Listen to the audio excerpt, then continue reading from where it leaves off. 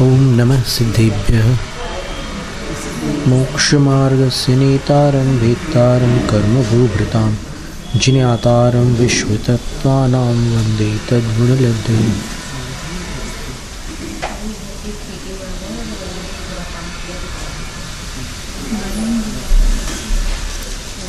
परमार्थाप्त आगमर तपोहनो प्रणाम। दीक्षा शिक्षा गुरु आचार्य विद्यासागर महाराज को नमोस्तु।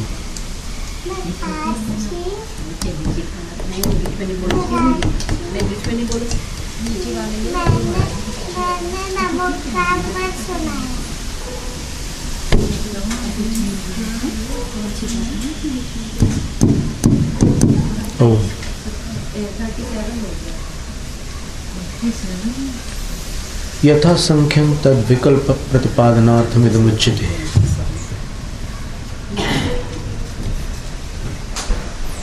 प्रथम, द्वितीय, तृतीय, चतुर्थ संख्यानुसार शुक्ल ध्यान के भेदों का प्रतिपादन करने के लिए 9वें अध्याय का 39वां सूत्र है।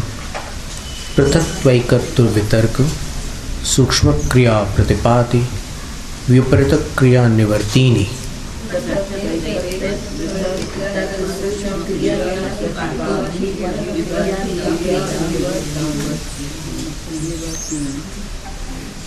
पृथक्त्व वितर्क विचार, एकत्व वितर्क अविचार, सूक्ष्म क्रिया प्रतिपाति और विपरीत क्रिया निवर्ति, ये 4 शुक्ल ध्यान है। तस्य आलम्बन विशेष निर्धारणार्थमाह। अब उस शुक्ल ध्यान के आलम्बन जो है उनके भेद निश्चित करने के लिए कहते हैं। एक योग काय योगा योगा नाम।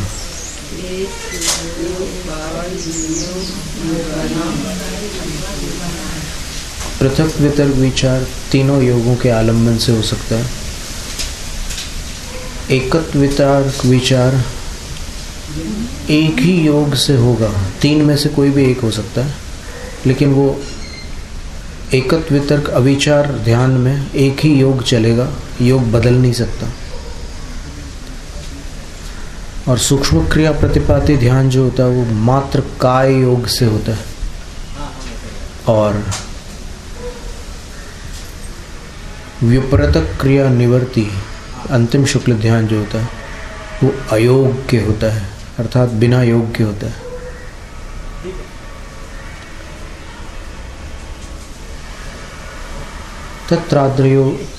तत्राद्ययोर विशेष प्रतिपत्त्यर्थम इदमुच्यते। अब उसमें जो प्रारंभ के 2 शुक्ल ध्यान हैं उनकी विशेष जानकारी के लिए यह सूत्र कहा जाता है। एकाश्रये सवितर्क विचारे पूर्वे।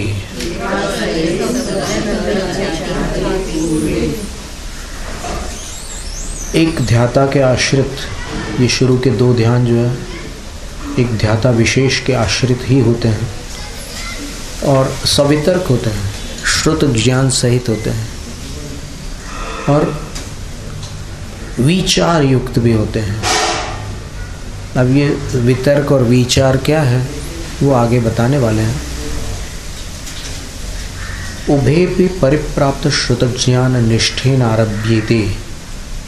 अब एक का आश्रय ये 2 शुक्ल ध्यान है, वो एक कौन है तो बोलते हैं कि जिन्होंने श्रुत ज्ञान को परिप्राप्त कर लिया है। ऐसे श्रुत ज्ञानी के द्वारा ये शुक्ल ध्यान प्रारंभ किए जाते हैं। फिर वितर्कस्य विचारस्य वितर्क विचारो। वितर्क और विचार सह वितर्क विचाराभ्याम वर्तेते इति सवितर्क विचारे। ये वितर्क और विचार इन दोनों सहित वर्तते हैं, इसलिए इसको सवितर्क विचार कहा है।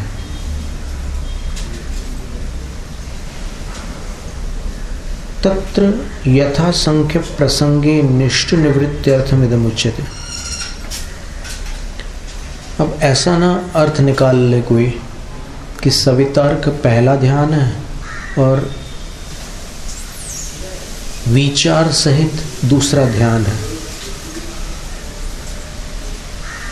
सवितर्क दोनों ध्यान है, लेकिन सविचार पहला है दूसरा नहीं है। इसको बताने के लिए अगला सूत्र है अविचारं द्वितीयम्।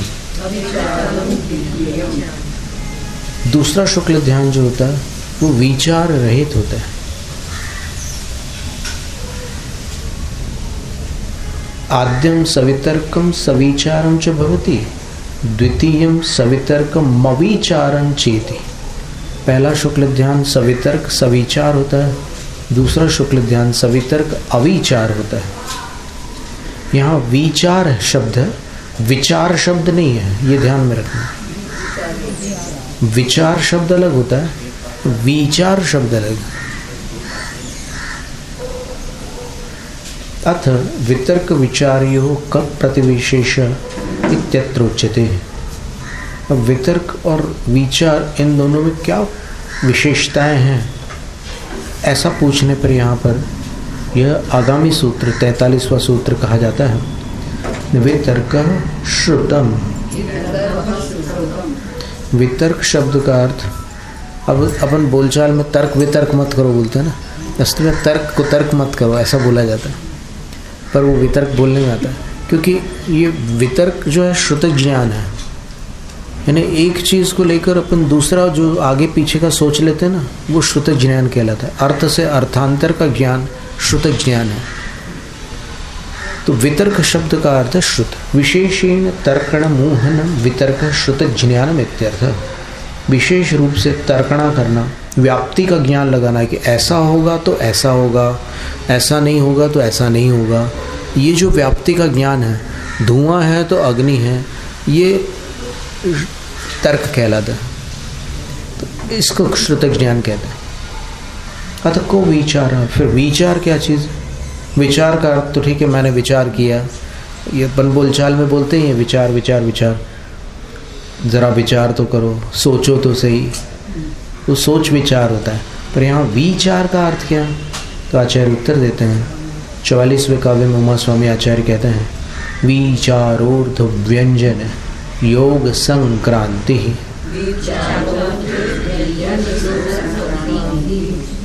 विचार का अर्थ है अर्थ संक्रांति, व्यंजन संक्रांति और योग संक्रांति। ये तीन चीज़ों की संक्रांति। संक्रांति का अर्थ है बदलाव, परिवर्तन। तो तीन कौन से हैं? अर्थ संक्रांति का अर्थ हो गया कि जो कोई पदार्थ है, वस्तु है, द्रव्य गुण पर्याय आदि कुछ भी है, ध्यान करते करते जब ध्यान द्रव्य से पर्याय की ओर चला जाता है अथवा पर्याय से गुण की ओर चला जाता है, फिर किसी अन्य द्रव्य की ओर चला जाता है, तो इस प्रकार का जो परिवर्तन होता है उसको अर्थ संक्रांति कहते हैं। फिर व्यंजन संक्रांति क्या है? व्यंजन का अर्थ कादीनि व्यंजनादीनि व्यंजनानि। व्याकरण में लिखा है कि क से लेकर के ह तक सब व्यंजन कहलाते हैं। तो फिर ऐसे कुछ शास्त्र के पद होते हैं, श्रुत के पद, मंत्र आदि होते हैं, तो उनका ध्यान करते करते ओम का करते करते ह्रीम में चले गए, ह्रीम का करते करते और कहीं चले गए, अर्हम में चले गए, तो इसको व्यंजन संक्रांति कहते हैं। फिर योग संक्रांति क्या है? काय योग को छोड़कर मनोयोग में आ गया या वचन योग में आ गया, मनोयोग वचन योग को छोड़कर काय योग में आ गया।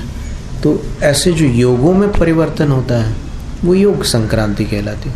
तो ये पहले शुक्ल ध्यान में तो ये विचार होता है, वितर्क तो रहता है ये दोनों में, लेकिन दूसरे शुक्ल ध्यान में विचार नहीं होता, ये संक्रांति नहीं हो सकती, परिवर्तन नहीं हो सकता। योग भी एक ही रहेगा, जिस योग से प्रारंभ हुआ है उसी योग में वो ध्यान पूरा होगा, योग बदल नहीं सकता। फिर अर्थ भी वही रहेगा, द्रव्य का अगर ध्यान कर रहे हैं तो द्रव्य का ही ध्यान रहेगा, फिर पर्याय में या गुण में नहीं जाएंगे। जीव का ध्यान कर रहे हैं तो जीव का ही रहेगा, अजीव का कर रहे हैं तो अजीव का ही रहेगा। लेकिन वो जो दूसरा शुक्ल ध्यान है उससे केवल ज्ञान होता है, अगर क्षपक श्रेणी में हो जाए तो ये बड़ी बात है कि अभी जैसे धारणा ये है कि नहीं, आत्मा का ध्यान करने से ही केवल ज्ञान होता है। वास्तव में ये जो ध्यान बताया यहाँ पर, किसी का भी ध्यान करो आप, मन एकाग्र है और आप निष्कषाय है तो केवल ज्ञान हो जाएगा। समाधि तंत्र में लिखा है कि आत्मा का ध्यान करने वाले को भी केवल ज्ञान हो सकता है, परमात्मा का ध्यान करने वाले को भी केवल ज्ञान हो सकता है। और यहाँ तो एकदम साफ लिख रहे हैं ना, देखो, अर्थो ध्येयो द्रव्यम पर्यायो वा। अर्थ का अर्थ है ध्येय भूत द्रव्य अथवा पर्याय। व्यंजनम वचनम, व्यंजन का अर्थ वचन। योग का अर्थ काय वांग मन कर्म लक्षण है, मन वचन काय का योग। संक्रांति परिवर्तनम, द्रव्यम विहाय पर्याय उपेति, द्रव्य छोड़ करके पर्याय को प्राप्त करता है। पर्याय त्यक्त्वा द्रव्यम इत्यर्थ संक्रांति, पर्याय को छोड़कर फिर द्रव्य का ध्यान करते हैं, तो ये अर्थ संक्रांति है। एकम श्रुतम वचनम उपादाय, एक आगम के वचन को स्वीकार करके वचनांतर मालंबते, किसी अन्य वचन का आलंबन ले लेते। तदपि विहायान्यदिति, व्यंजन संक्रांति, उसको भी छोड़कर किसी अन्य वचन का आलंबन ले लेते हैं, ये व्यंजन संक्रांति हो गई। काय योगम त्यक्त्वा योगांतरम गृह्णाति, काय योग को छोड़कर बाकी दो में से किसी योग को ग्रहण करते हैं। योगांतरं च त्यक्त्वा, और अन्य योग का त्याग करके काय योगम इति, फिर काय योग को अंगीकार करते हैं। इति योग संक्रांति, इस तरह योग संक्रांति हो गई। एवं परिवर्तनम विचार इत्युच्यते, इस तरह के परिवर्तन को विचार इस तरह कहा जाता है। तदेत सामान्य विशेष निर्दिष्ट चतुर्विधम धर्म्यम शुक्लम च, तो इस तरह सामान्य विशेष रूप से निर्दिष्ट जो 4 प्रकार का धर्म ध्यान और शुक्ल ध्यान है। पूर्वोदित गुप्त्यादि बहुत प्रकार उपाय, पूर्व कथित गुप्ती आदि बहुत प्रकार के उपाय वाला होता है। धर्म ध्यान हो या शुक्ल ध्यान हो, उसके लिए कुछ उपाय तो करना ही होते हैं। और वे संसार निवृत्ति मुनिर्ध्यातुम अर्हति कृत परिक्रमा, संसार से छूटने के लिए ऐसे धर्म ध्यान और शुक्ल ध्यान के योग्य मुनि कृत परिक्रमा होते हैं। कृत परिक्रमा, कृत परिक्रमा की व्याख्या करते हुए राजवार्तिक में बताया है कि वो कैसे बैठते हैं, उनकी ये मुख मुद्रा कैसी होती है। उन्होंने बताया कि ये ऐसे नीचे की ओर नहीं होती, थोड़ी ऐसे ऊपर की ओर होती। जब केवल ज्ञान प्राप्त करने वाले होते हैं मुनि, तब ये थोड़ा ऊपर हो जाती है ऐसे, और एकदम शांत मुद्रा हो जाती है, मूर्ति के समान हो जाता है। तो ये सारी कृत परिक्रमा की पूरी व्यवस्था वहाँ पर बताई है। काय योग, काय योग इसको थोड़ी कहेंगे, तो काय गुप्ती कहेंगे इसको तो काय गुप्ती कहेंगे ना। काय की प्रवृत्ति से पूर्व जो एक उद्यम होता है उसको योग कहते हैं, पहले बतला चुके हैं। तत्र द्रव्य परमाणु भाव परमाणु व ध्यान नाहित वितर्क सामर्थ्यम अर्थ व्यंजने काय वचसी च पृथक्त्वेन संक्रामता मनसा पर्याप्त बलोत्साहवत् अव्यवस्थितेन अनिश्चितेनापि शस्त्रेण चिरात् तरुण छिन्दन इव मोह प्रकृतिरुपशमयन् क्षपयंश्च पृथक वितर्क विचार ध्यान भाग भवति।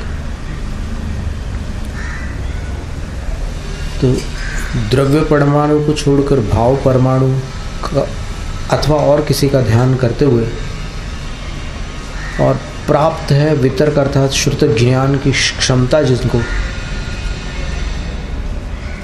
ऐसे होते हुए अर्थ और व्यंजनों में संक्रमण करते हुए, अर्थ में, व्यंजन में, काय वचन में संक्रमण करते हुए, परिवर्तन करते हुए, पृथक पृथक रूप से संक्रमण करने वाले वे मुनिराज मन के द्वारा, मन की अपेक्षा अपर्याप्त बलोत्साह,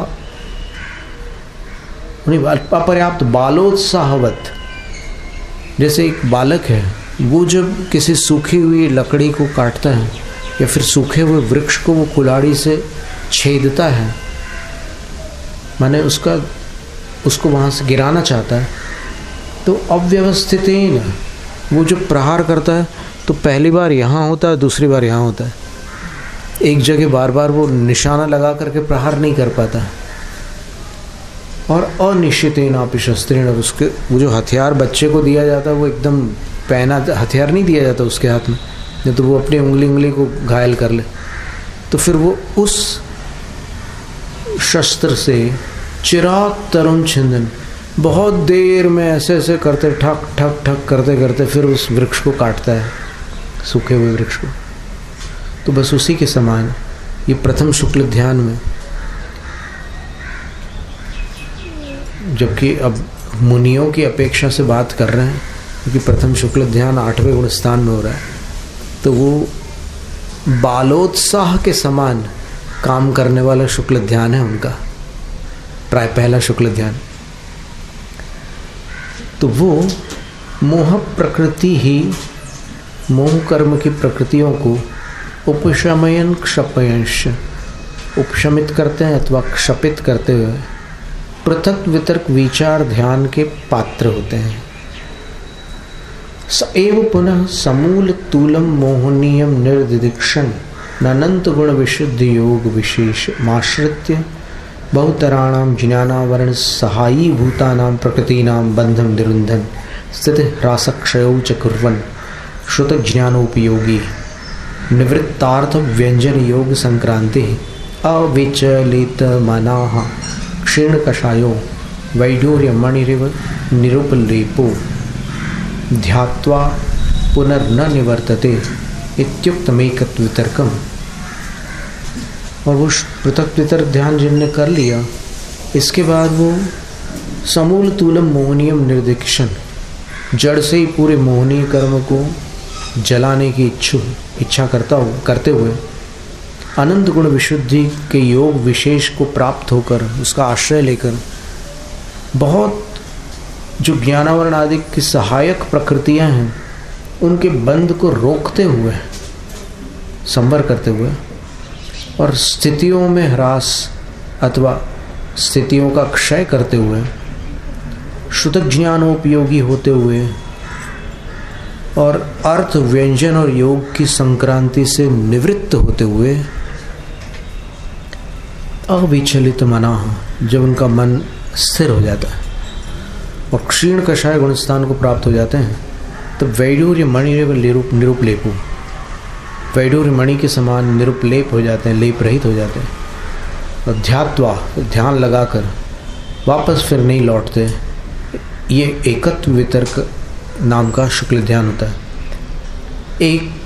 एवं एकत्व वितर्क शुक्ल ध्यान वैश्वानर निर्दग्ध घाति कर्मेंधन।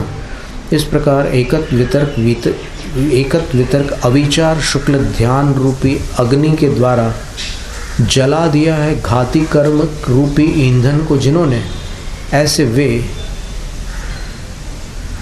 12वें गुणस्थानवर्ती मुनिराज प्रज्वलित केवल ज्ञान गभस्ति मंडलो 13वें गुणस्थान में आ जाता है और केवल ज्ञान रूपी सूर्य उनका प्रकाशमान हो उठता है।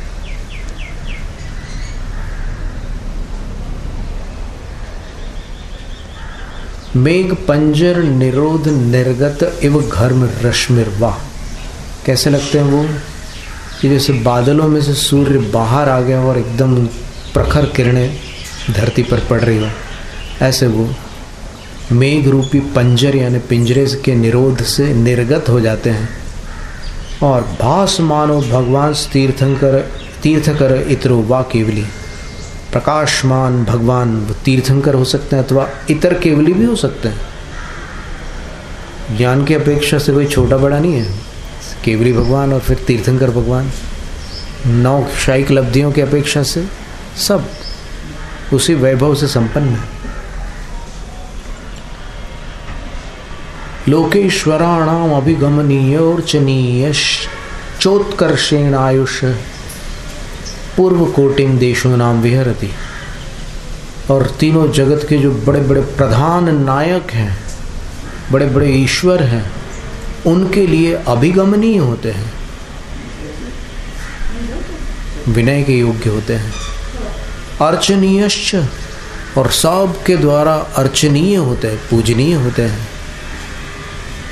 और अधिकतम कुछ कम एक पूर्व कोटि आयु पर्यंत वो विहार करते हैं। देशों नाम का अर्थ है देश ऊन, कुछ कम। स यदांतर मुहूर्त शेष आयुष्कस, और वे जब आयु अंतर्मूर्त शेष रह जाती है तब तत्तुल्य स्थिति वेद्य नाम गोत्रश्च भवति, और आयु के बराबर ही वेदनीय नाम कर्म और गोत्र कर्म की स्थिति वाले हो जाते हैं। तदा तब सर्वं वांग मनस योगम बादरका योगम च परिहाप्य, सारे के सारे वचन और मनोयोग को, अब सारे के सारे का मतलब बादर वचन योग और सूक्ष्म वचन योग, बादर मनोयोग और सूक्ष्म मनोयोग, और फिर बादर काय योग को छोड़कर परिहाप्य सूक्ष्म काय योगालंबन, सूक्ष्म काय योग का आलंबन ले लेते हैं। और वहाँ पर सूक्ष्म क्रिया प्रतिपाति ध्यान मास्कंदितुम अर्हति इति, सूक्ष्म क्रिया प्रतिपाति ध्यान को प्राप्त करने योग्य हो जाते हैं, ऐसा समझना। यदा पुनरंतर मुहूर्त शेषायुष्कस, फिर जब एकदम आयु अंतर मुहूर्त ही शेष रह जाती है, पर ततो, ये पहली बात तो बता दी कि जब सभी कर्म एक बराबर हैं तो फिर वो शुक्ल ध्यान प्रारंभ कर देते हैं। और अगर सभी कर्म बराबर नहीं हैं, कैसे, तो बोलते हैं कि अंतर्मुहूर्त शेष आयुष्कस ततोधिक स्थिति शेष कर्मत्रयो, एक चार आघाती चार कर्मों में से आयु की स्थिति अंतर्मुहूर्त रह गई, लेकिन वेदनीय नाम और गोत्र की स्थिति अधिक है,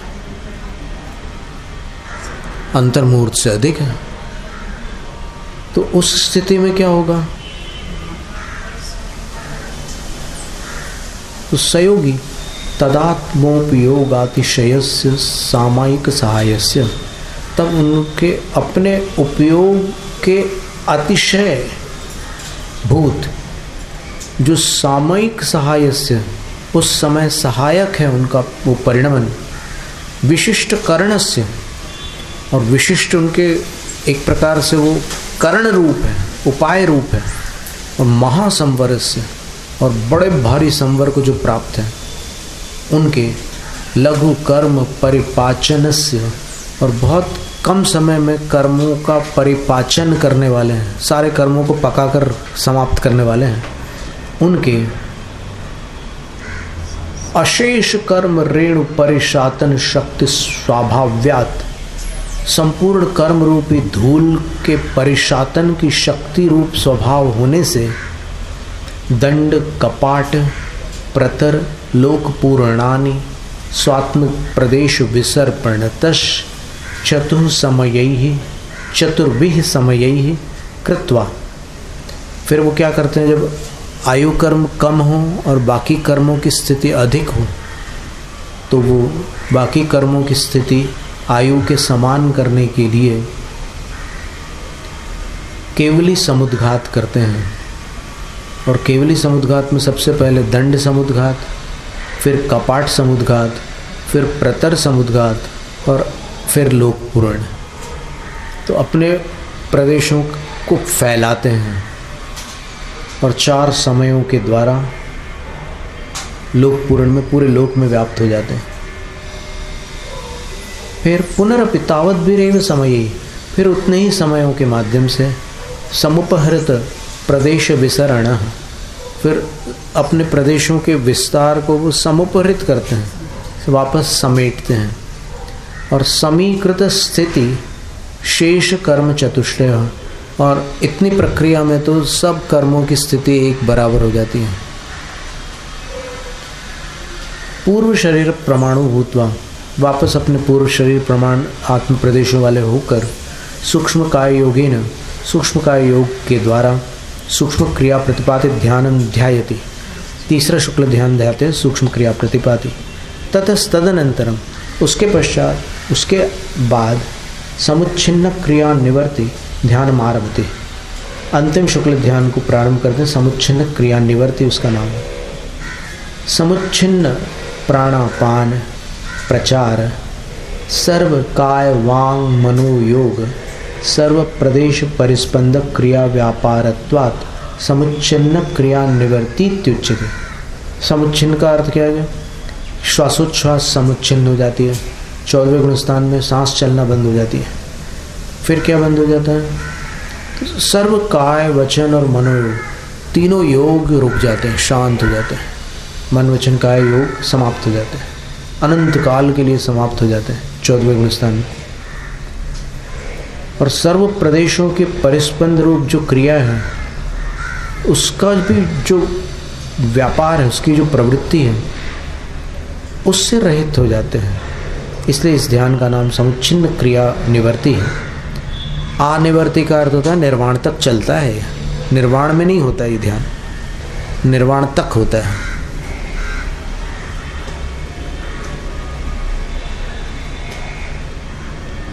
तस्मिन् समुच्छिन्न क्रिया निवर्तिनी ध्याने, उस समुच्छिन्न क्रिया निवर्ति ध्यान में सर्वबंधा सर्व निरोध सर्वशेष कर्म शातन सामर्थ्यो पत्ते है अयोग्य केवलिन, सभी प्रकार के बंध और आश्रव का निरोध होने से और संपूर्ण शेष कर्मों के शातन की क्षमता होने से, उसकी संगति बैठने से अयोगी केवलिन, जो अयोगी केवली भगवान है 14वें गुणस्थान वर्ती, उनके संपूर्ण यथाख्यात चारित्र ज्ञान दर्शन,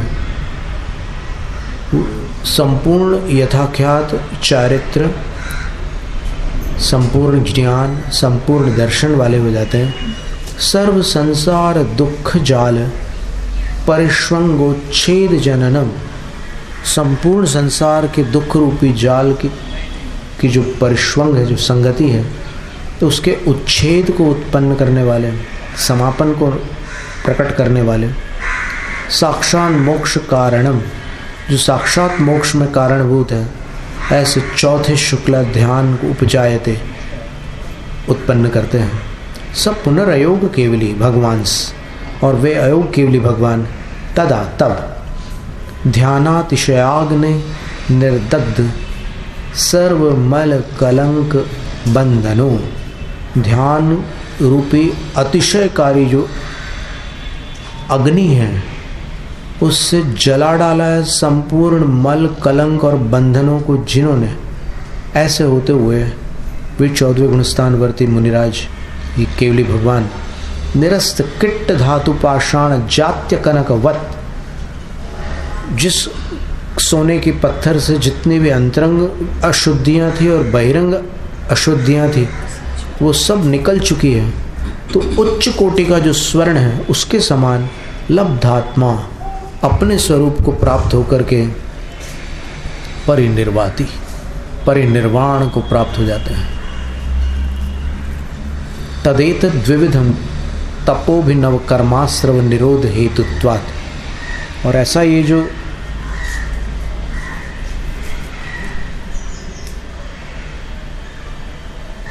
अंतरंग और बहिरंग तप है, वह अभिनव कर्म आश्रव के निरोध का कारण होने से संवर का कारण है। और प्राक्तन कर्म रजो विधूनन निमित्तत्वात्, और पुराने जो कर्म चिपके हुए हैं उनको झड़ाने में निमित्त होने के कारण निर्जरा हेतुरपि भवति, निर्जरा का भी हेतु होता है। यानी तप से संवर निर्जरा दोनों होते हैं। अत्राह, यहाँ कोई कहते हैं सम्यक दृष्टिया किन सर्वे समनिर्जरा आहुस्वित कश्चित् अस्ति प्रतिविशेष इत्यत्र उचित, क्या सारे के सारे सम्यक दृष्टियों की कर्म निर्जरा एक बराबर होती है या कुछ अंतर है? तो आचार्य बोलते हैं सम्यक दृष्टि श्रावक विरतानंद वियोजक दर्शन मोह क्षपकोप शमकोप शांत मोह, लंबा है, क्षपक क्षीण मोह जिनाह क्रमशो संख्येय गुण निर्जराः।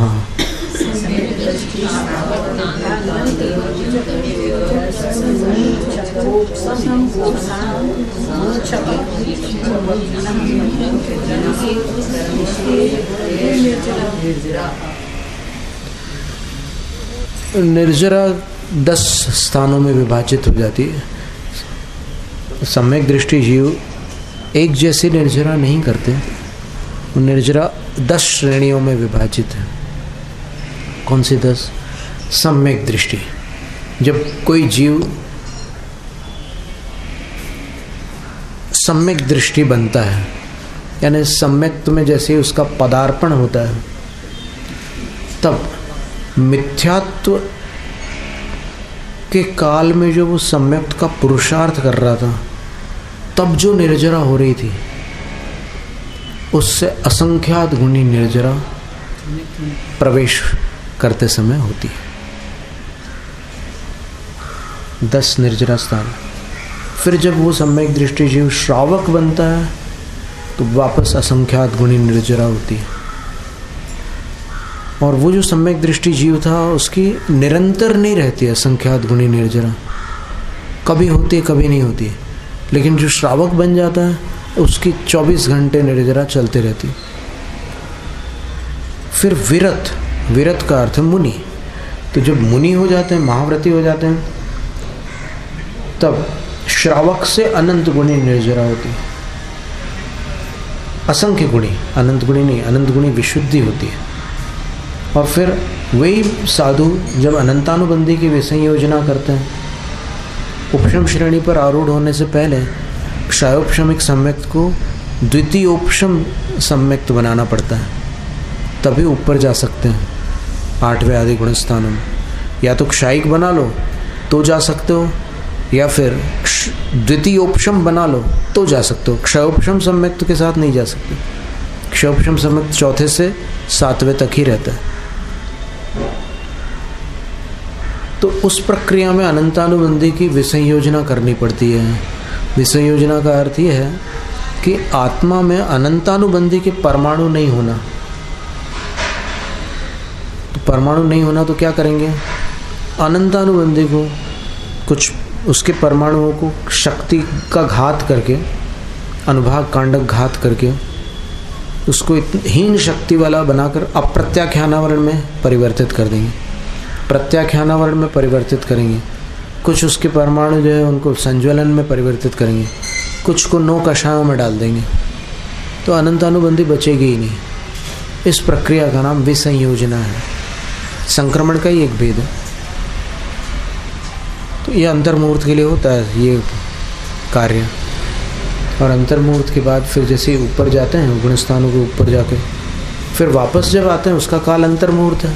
द्वितीय उपशम का काल पूर्ण होने के बाद वो वापस संयोजना होने लग जाती है। जहाँ जहाँ गई थी अनंतानुबंधी, अब वहाँ वापस लौटती है। जो परमाणु संज्वलन में गए थे वो वापस फिर अनंतानुबंधी के रूप में कन्वर्ट हो जाता है। तो रिटर्न होता है उसका, वापस लौटना होता है, उसको संयोजना बोलते हैं। तो विसंयोजना अगर कोई मुनि करते हैं तो श्रावक से मुनि होते समय जो निर्जरा हो रही थी उससे असंख्यात गुणी निर्जरा अधिक होगी।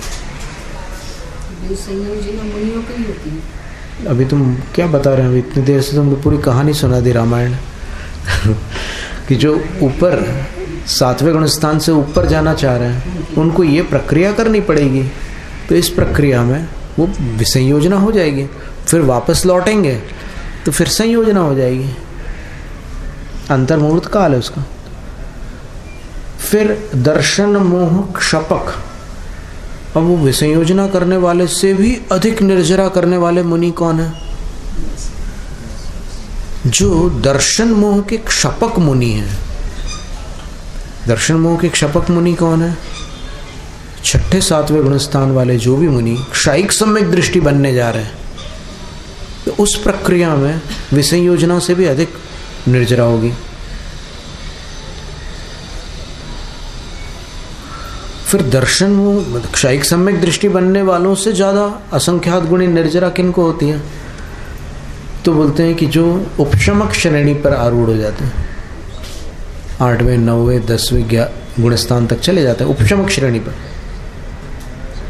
फिर उनसे अधिक निर्जरा असंख्यात गुणी किनको होती है? उपशांत मोह 11वें गुणस्थान वालों को। फिर उनसे अधिक निर्जरा किनको होती है? जो 8वें 9वें 10वें गुणस्थान वाले क्षपक श्रेणी स्थित मुनि हैं उनको। और उनसे असंख्यात गुणी निर्जरा क्षीण मोह 12वें गुणस्थान वालों को होती है। और उनसे अधिक निर्जरा जिनेंद्र भगवान को होती है।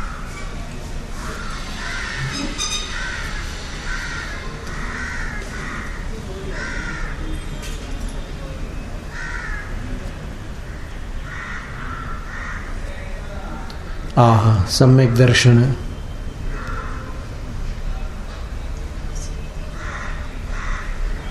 क्या लिखा है? सन्निधाने भी, सम्यक दर्शन के सानिध्य में भी यद्यसंख्य गुण निर्जरत्वात् परस्परतो न साम्यमेषां किंतर्हि श्रावकवत् अमी विरतादयो गुणभेदात् न निर्ग्रंथताम अर्हन्ति इति।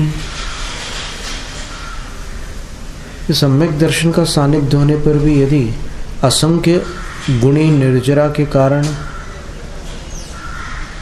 सारे सम्यक दृष्टि एक समान नहीं होते, उनमें भी 10 प्रकार की निर्जरा की श्रेणियां होती है, तो क्या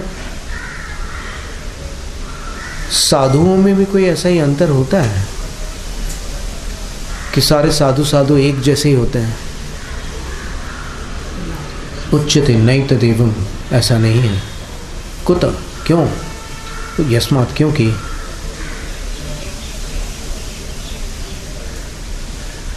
नैगमादि नय व्यापारात् सर्वेपि ही भवन्ति। नैगमादि नयों के प्रवृत्ति के कारण निर्ग्रंथ तो सारे के सारे निर्ग्रंथ ही रहते हैं, लेकिन उनके भेद बन जाते हैं। पुलाक, मतलब इसमें प्रश्न ये था प्रश्नकर्ता का कि अगर साधुओं में भी ऐसा अंतर होगा तो फिर हम किसको साधु मानेंगे? सबको साधु मानेंगे या फिर जो ऊपर वाले हैं उन्हीं को साधु मानेंगे, नीचे वालों को नहीं मानेंगे? तो आचार्य बोलते हैं कि ऐसा नहीं है, क्योंकि वो नीचे वाले और ऊपर वाले सारे के सारे निर्ग्रंथ साधु ही हैं। पुलाक बकुश, पुलाक वकुश, ब नहीं है, पुलाक वकुश कुशील निर्ग्रंथ स्नातका निर्ग्रंथा।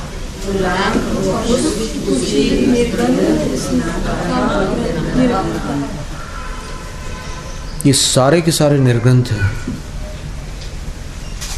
अब ये 5 प्रकार के निर्ग्रंथ बताएं, उन 5 में एक निर्ग्रंथ नाम के भी निर्ग्रंथ है। देखो सूत्र में चौथा नाम निर्ग्रंथ लिखा हुआ है, तो निर्ग्रंथ नाम के भी एक निर्ग्रंथ होते हैं। तो पहले जो है वो पुलाक है।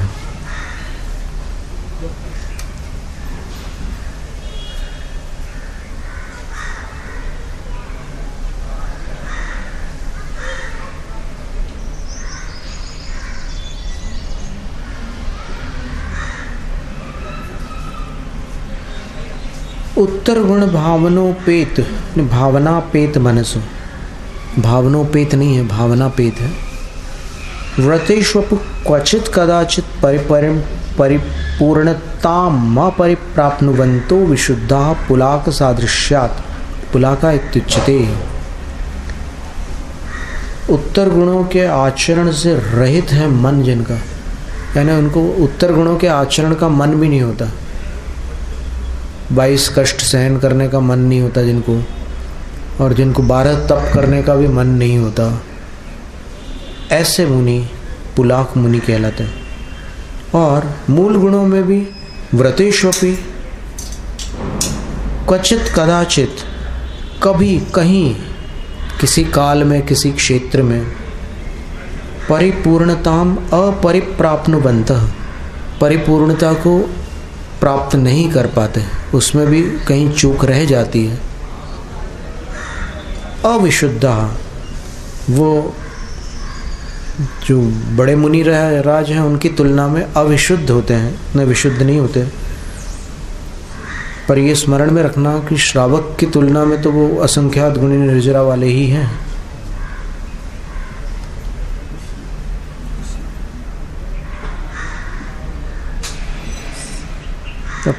पोलाक सादृश्यात, वो जो धान्य होता है ना, चावल का जो खेत होता है, धान का खेत, उसमें वो जो बालियाँ निकलती है उसमें तो वजनदार होती है, कुछ जिसमें भरे होते हैं चावल, और उसमें कुछ आपको पोले मिलेंगे।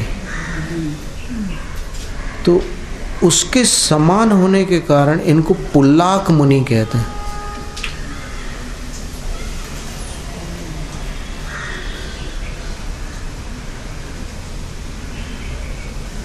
अभी जो विशेष विद्वान लोग हैं और जो बड़े बड़े साधु हैं, जो बहुत ज़्यादा अध्ययन किए हुए हैं, वो ये कहते हैं कि इस काल में केवल पुलाक मुनि शेष है, इससे ऊपर वाले साधु नहीं हैं।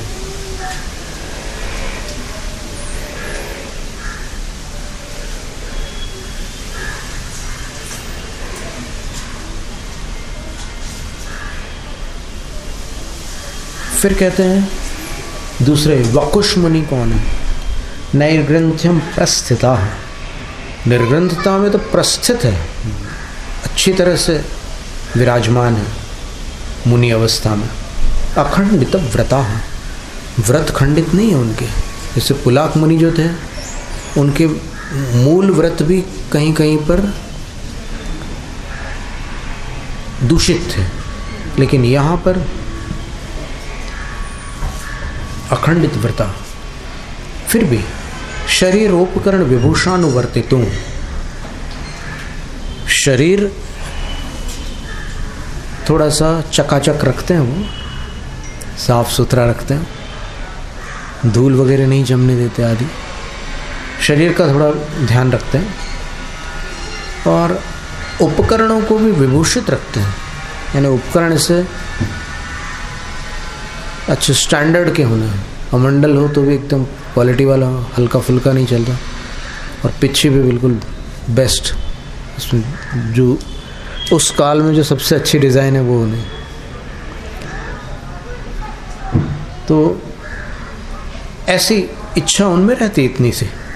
अब इसका मतलब नहीं है कि ये राग है तो फिर हम साधु नहीं मानेंगे। अब हम नहीं मानेंगे, ये वाक्य तो इतना घिसा पिटा हो गया कि उसमें कोई सार नहीं है।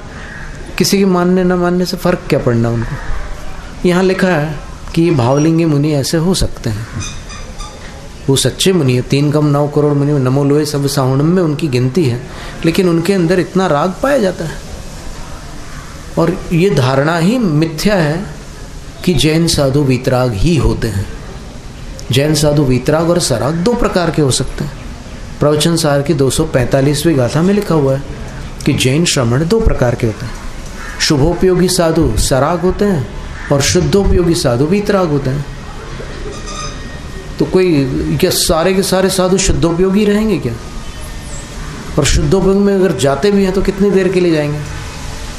गणधर भी 24 घंटे शुद्धोपयोगी नहीं रह सकते। वो जब बोल रहे होते हैं तब शुभोपयोगी होते हैं, तो उनको सराग कहा है। समणा शुद्ध जुत्ता सुहुव जुत्ता वहोन्ति समयम्मी तेसु विशुद्ध जुत्ता निरासवा सासवा सैसा। बोलते कि श्रमण 2 प्रकार के, शुद्धोपयोगी और शुभोपयोगी। शुद्धोपयोगी आश्रव रहित है और शुभोपयोगी आश्रव सहित है। तो आश्रव सहित है, इससे ये सिद्ध हुआ कि नहीं कि वो वीतराग नहीं है, सराग है। क्योंकि अगर सराग नहीं होंगे तो फिर आश्रव नहीं हो सकता। राग के बिना आश्रव हो सकता है क्या?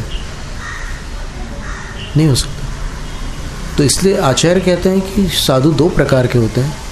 अब अव्यवस्थित स्वाध्याय मत करो, उससे कुछ की कुछ धारणा बनेगी और फिर कर्म बंद होगा बिना मतलब के। जिनेंद्र वर्णी जी ने कहा था कि क्रमिक स्वाध्याय से कल्याण अवश्यम भावी है और अक्रमिक स्वाध्याय से अकल्याण अवश्यम भावी है।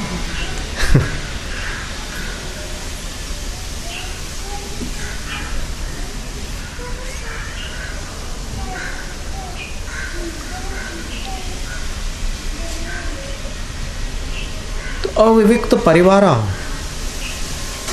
परिवार से भी उनका अनुराग रहता है। अब ये साधु का है कि अपने देखो अपने माँ बाप से कैसे बात कर रहे हैं, ऐसा नहीं है। वो हो सकता है ऐसा, वो गृहस्थ जैसा राग नहीं रहेगा, लेकिन राग नहीं रहेगा ये स्थिति तो बाद में आती है। राग तो रहेगा अपने पूर्व कुटुंबी जनों के प्रति, उनका अपनत्व भाव एक मंद कषाय के रूप में। ऐसी तीव्र कषाय नहीं होगी उनको जैसे गृहस्थों में होती थी, लेकिन एक इतना अनुराग रहेगा। ईमानदारी की बात करो आप, आदर्शों की बात छोड़ दो एक तरफ, प्रैक्टिकल बात करो। अगर आप ये मानते हैं कि राग नहीं होता तो आपको सैंपल दिखाना पड़ेगा। आप दीक्षा लो और राग ना करके दिखा दो सैंपल, तब आपकी बात प्रामाणिक मानी जाएगी। बड़ी बड़ी बातें करना बहुत सरल होता है। यहाँ पर तो आचार्य कह रहे हैं कि ये सब चीज़ें हैं साधुओं में। आप क्यों सुपरमैन बना बैठे हो साधुओं को? साधुओं में इतनी कमियां रहती है, उसमें कोई बात ही नहीं है। इसकी तारीफ नहीं कर रहे हैं, यहाँ पर ये बता रहे हैं कि इसका अस्तित्व होता है साधु में। अब वो किसी को अच्छा लगे या बुरा लगे उसकी बात है, पर इसका अस्तित्व हो सकता है साधु में, और इसके अस्तित्व में साधुत्व हो सकता है। दोनों बातें हैं। मोह शबल युक्ता बकुशा, क्योंकि मोह का जो शबल का अर्थ होता है चित्त कबरापना। एक हिरण होता है जिसमें ऐसे टपके रहते हैं, बस वैसे ही इन मुनि महाराज के, बकुश मुनि महाराज के परिणामों में ऐसा थोड़ा चित्त कबरापना रहता है, यानी उतना राग अभी विद्यमान है। अभी तो वकुश की बात तो छोड़ दो, अभी पुलाक बचे हैं, तो आप सोचो कि वकुश इनसे कितने श्रेष्ठ होते होंगे, क्योंकि वकुश का स्थान पुलाक से ऊंचा स्थान है, क्योंकि मूल गुण पूरे अखंड है उनके। और पुलाक में क्या है कि मूल गुणों में भी कभी कहीं, हमेशा नहीं, कभी कहीं चूक होती है। शबल पर्याय वाची वकुश शब्द, उस शबल पर्याय का वाचक ये वकुश शब्द है। तो ये दो प्रकार के मुनि हो गए। इसमें पुलाक मुनि तो ठीक है, फिर वकुश मुनि के दो भेद कर दिए, शरीर वकुश और उपकरण वकुश। दो प्रकार के होते हैं। वो शरीर को साफ सुथरा रखते हैं, और अब चाहे कोई कुछ भी कहे, लेकिन है ऐसा स्वरूप है उनका। और वो उपकरण वाले जो हैं, वो उपकरणों को टिप टॉप रखते हैं, उतना उनके अंदर राग होता है, लेकिन मूल गुणों में कोई चूक नहीं हो सकती उनकी। मूल गुण अखंडित होते हैं। इसके बाद जो ये दो श्रेणियां हो गई निर्ग्रंथ साधुओं की, तीन श्रेणियां और हैं, उनका विवरण आगामी सत्र में देखा जाएगा। जैनम जयतु शासन।